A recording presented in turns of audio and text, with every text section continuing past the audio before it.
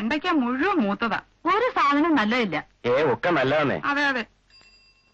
100. കാർത്തിയാനിയമ്മക്ക് ഒരു ലെറ്റർ ഉണ്ട്. എനിക്കോ? അതെ. ദാമോദരന്റെ കത്തായിരിക്കും. ദാമോദരന്റെ കയ്യക്ഷരം ഇതല്ലല്ലോ.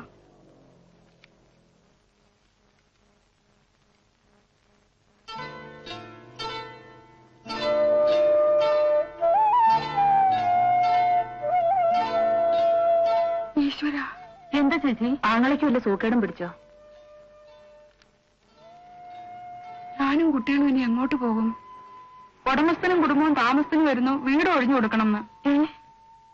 ആയിഷ, ഈ പഞ്ചായത്ത് നിർത്തി വല്ലതും വന്ന് വെച്ചുണ്ടാക്കാൻ നോക്ക്. പഞ്ചായത്ത് വള്ളേക്കാള് തുടങ്ങിയിരിക്കുന്നേന്ന്. നിങ്ങൾ ഒന്നിങ്ങോട്ട് വന്നേ. ഒന്നിങ്ങോട്ട് വരേ. അല്ല, എന്താണ്ട് കാർത്തിയാനമ്മോട് വീട് ഒഴിയണമെന്ന് വീട്ടുടമസ്ഥന്റെ കത്ത് വന്നിരിക്കുന്നു. നേരോ? കത്ത് കാണട്ടെ.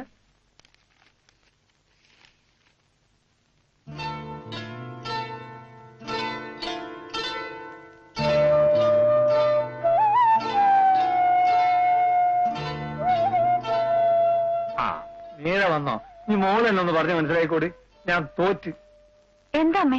ഒന്നുമില്ലാന്ന്. രാവിലെ തത്തക്ക് ചെല്ലിക്കൊടുക്കുമ്പോൾ ചെല്ലിക്കൊടുത്ത് ഞാൻ പോയതാ. ഉച്ചയായപ്പോഴൊക്കെ മറന്ന്. കുട്ടികളെ മനസ്സാണ്. എന്താ കാര്യം? വീട് ഒഴിയണമെന്ന് പറഞ്ഞൊരു കത്ത് വന്നു, അത്രേ ഉള്ളൂ. എന്റെ ഓനക്ക് കത്ത് എഴുതിക്കൂടെ? ഒയ്യണോ വേണ്ടെന്ന് തീരുമാനിക്കേണ്ടത് നമ്മളല്ലേ? ഉമ്മറ പറഞ്ഞാ അതിന്റെ ശരി അല്ലേ? വാടക കൊടുക്കുന്നതിൽ വീഴ്ച വരുത്തിയിട്ടില്ലെങ്കിൽ വീട് നമ്മൾ ഒരു കാലത്ത് ഒഴിയേണ്ട കാര്യമില്ല. അഥവാ ഒഴിഞ്ഞാൽ തന്നെ താമസിക്കാൻ ഈ സിറ്റിയിൽ വേറെ വീട് കിട്ടില്ലേ? വർത്താനം പറയാൻ ഇവിടെ ആണുങ്ങളുണ്ട്. ചിലക്കരുത് വേറെ വീടോ? ഈ ചുറ്റുവട്ടത്ത് ഞങ്ങളാൽ ചിലരുള്ളിടത്തോളം കാലം വീട് ഒഴിയണ കാര്യത്തെ പറ്റി കുട്ടി ആലോചിച്ച് തല ഉണ്ടാക്കേണ്ട യാതൊരു കാര്യവുമില്ല. എന്താണോ എന്റെ പേര്? ഗോപാലപ്പണിക്കരോ? ഗോപാലകൃഷ്ണ പണിക്കർ. എന്ത് പണിക്കരായാലും ശരി, അങ്ങനെ ഒരു പണിക്കര് നിങ്ങളവർ നോയിപ്പിക്കുന്നത് എനിക്കൊന്ന് കാണണം. അയൽവക്കത്ത് നീശുള്ള ആൺകുട്ടികളിൽ നിന്നൊരു കത്ത് അങ്ങോട്ട് എഴുതി വിട്ടേക്ക് നിങ്ങള്. വരും മാഷേ.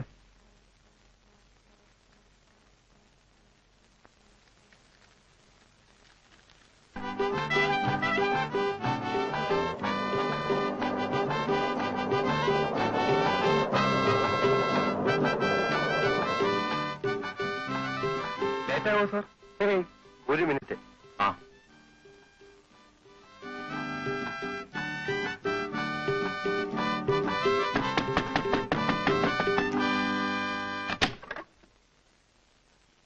കാർത്തിയാനിയമ്മയില്ലേ? ചിട്ടി കമ്പനിയാണോ?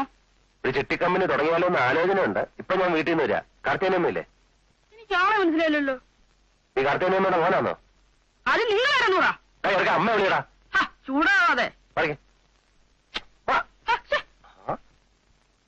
പറഞ്ഞില്ലല്ലോ. എടാ ചെറുക്കാ, ഞാൻ ഈ വീടിന്റെ ഉടമസ്ഥനാ.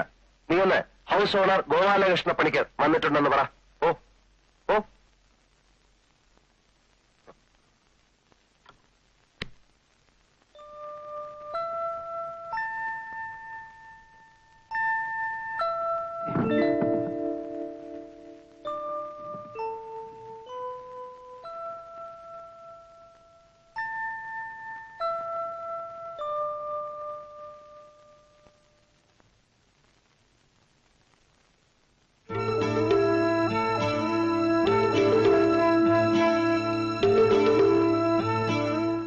ഏതായാലും ചെല്ല്. അതിപ്പോ മോള് തന്നെ ചെന്ന് പറ. അമ്മ ഇങ്ങനെ പേടിച്ചാൽ എങ്ങനെയമ്മേ? അമ്മ പറഞ്ഞാലേ അയാൾ കാര്യമായിട്ട് എടുക്കൂ. അതെ, എന്നാലും ഞാനിപ്പോ എന്തോന്ന് ചെന്ന് പറയുന്നേ? അത് ഞാൻ പറഞ്ഞു തരണോ? വീട് ഒഴിയാത്ത എന്താന്ന് ചോദിച്ചാൽ ഞാൻ എന്തോ പറയും. തൽക്കാലം ഒഴിയാൻ ഒരു നിവൃത്തിയില്ലെന്ന് പറഞ്ഞു വെച്ചാൽ മതി. മതിയോ? ആ മതി. ശരി.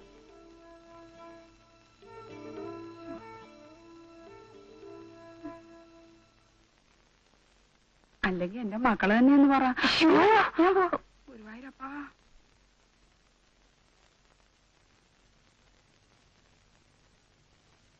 ഞങ്ങള് വീട് ഒഴിയില്ല. കൂടുതലൊന്നും പറയാനില്ല. വീട് ഒഴിയാൻ പറ്റില്ല. ഞാൻ ഹൗസ് ഓണറാണ്. ഒരു കത്തയച്ചിരുന്ന് കിട്ടിക്കാണല്ലോ. House owner Gopalakrishna Panicker. പണിക്കര് കൂടുതലൊന്നും എന്നോട് പറയരുത്. എനിക്ക് ഇത്രേ പറയാനുള്ളൂ. വീട് ഒഴിയാൻ പറ്റില്ല. ഒരു ഹൗസ് ഓണറിന്റെ മുഖത്ത് നോക്കി വീടൊഴിയില്ല എന്ന് പറയാൻ ആരാ നിങ്ങൾക്ക് ധൈര്യം തന്നത്? 9 കൊല്ലക്കാലമായി ഇത്രയും വലിയൊരു വീട് ഇത്രയും തുച്ഛമായ വാടകയ്ക്ക് താമസിക്കാൻ സംബന്ധിച്ച ഒരു ഹൗസ് ഓണറുടെ മുഖത്ത് നോക്കി വീട് ഒഴിയില്ല എന്ന് പറയാൻ നിങ്ങൾക്ക് എങ്ങനെ ചങ്കൂറ്റമുണ്ടായി? പറയൂ. പൈപ്പ് ലൈൻ നന്നാക്കാനും ടാങ്ക് കെട്ടി തരാനും 100 വട്ടം കത്തയച്ചപ്പോഴൊന്നും തിരിഞ്ഞു നോക്കാത്ത ഹൗസ് ഓണറല്ലേ നിങ്ങൾ? അത് ശരി. അണിയറയിൽ വേറെ കഥാപാത്രങ്ങളുണ്ട്. എനിക്ക് പെണ്ണുങ്ങളോട് സംസാരിക്കാൻ താല്പര്യമില്ല. ഇവിടെ നട്ടലുള്ള ആണുങ്ങളുണ്ട് വിളി, ഞാൻ അവരോട് സംസാരിക്കാം. നിങ്ങളുടെ അച്ഛൻ ഒരിക്കലും ഒഴിയേണ്ടി വരില്ലെന്നും പറഞ്ഞ ഞങ്ങൾക്ക് വീട് തന്നത്. ഒരിക്കലെങ്കിലും നിങ്ങൾ ഇവിടെ വന്നിട്ടുണ്ടോ? ഇനിയിപ്പോ നിങ്ങൾ തന്നെയാണ് ഹൗസ് ഓണർ എന്ന് ഞങ്ങൾക്ക് എങ്ങനെ അറിയാം? അത് ശരി. ഗോപാലകൃഷ്ണ പണിക്കരെ നിയമം പഠിപ്പിക്കാനല്ലേ? ഇനി സംസാരിച്ചിരിക്കാൻ സമയമില്ല. ഞാൻ ഫാമിലി താമസത്തിന് വരികയാണ്. ഇത്രയും സൗകര്യമുള്ള മറ്റൊരു വീട് കിട്ടട്ടെ, അപ്പൊ മാറാം. അപ്പൊ വരുന്നോ? കത്ത് കിട്ടിയ ഉടനെ തന്നെ നിങ്ങളൊക്കെ ഇവിടെ നിന്ന് ഇറങ്ങി കാണുന്ന ഞാൻ വിചാരിച്ചത്. വാതില് തുറന്നൊരു വാല് ചെറുക്കനുണ്ടല്ലോ, അവനെ കണ്ടപ്പോ തന്നെ നിങ്ങളെ പറ്റി ഏകദേശം ₹1 എനിക്ക് പിടികിട്ടി. നിങ്ങളുടെ ഒരടവും ഈ ഗോപാലകൃഷ്ണ പണിക്കരുത്ത് എടുക്കണ്ട.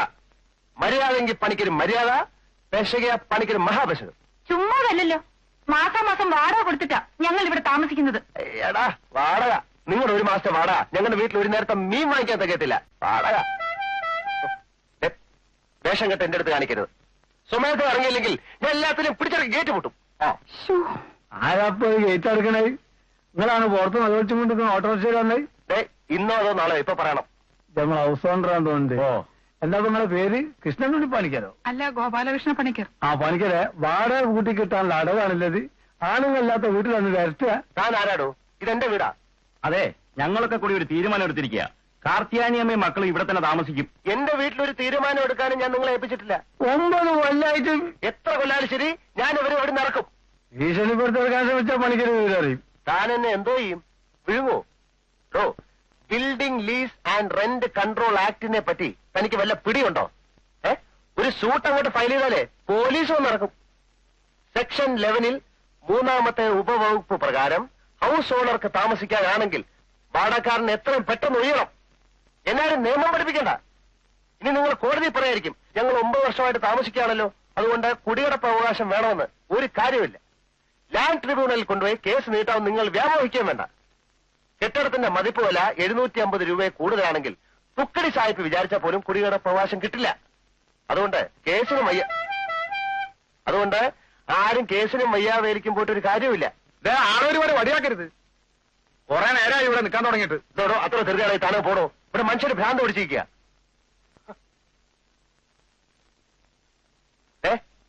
ഞാൻ അവസാനമായിട്ട് പറയാണ്, വെറുതെ എന്റെ ശരിക്കുള്ള സ്വഭാവം പുറത്തെടുപ്പിക്കരുത്. നിങ്ങളിപ്പോ കുറെ നിയമം പ്രസംഗിച്ചല്ലോ ഇവിടെ. വിവരമുള്ള വക്കീൽമാരെ നമ്മളൊന്ന് കാണട്ടാണ്, എന്നിട്ട് തീരുമാനിക്കാം. തന്നെ പോലെ വിവരം കെട്ട അയൽപ്പക്കക്കാര് കാരണം ഇവര് കഷ്ടത്തിലാവും. മര്യാദയ്ക്ക് സംസാരിക്കാം. കണ്ടാൽ അറിയാത്തവൻ കൊണ്ടാൽ അറിയും. എല്ലാത്തിനും ഞാൻ കോടതി കയറ്റും, എല്ലാത്തിനും കയറ്റും. ആഹാ.